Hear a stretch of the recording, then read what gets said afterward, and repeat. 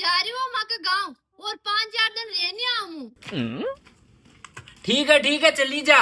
बात है घर में फालतू बकेरो नियमित रखजो और साफ सफाई टाइम पे करते रहिजो। हाँ तू साफ सफाई की तो मारा पे छोड़ दे, तू आराम हो जाइए। वाह ठीक है मुझे जा रही।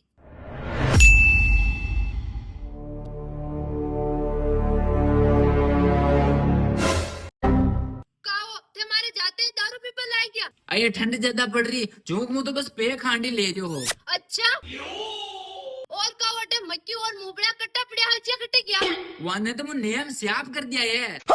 और तो और महीने जान तू तारी अलमारी देख, वो जो तारो करंतियो पैजम सोना को हार और नई नई साड़ियां, मैंने ध्यान है तू फेरे ही नहीं जो सबने स्याप कर दिया मुंह। थारे ये सफाई करवा के चक्कर में मारे यो बकेरो इन्हें मिली तू साफ कर दीजिए।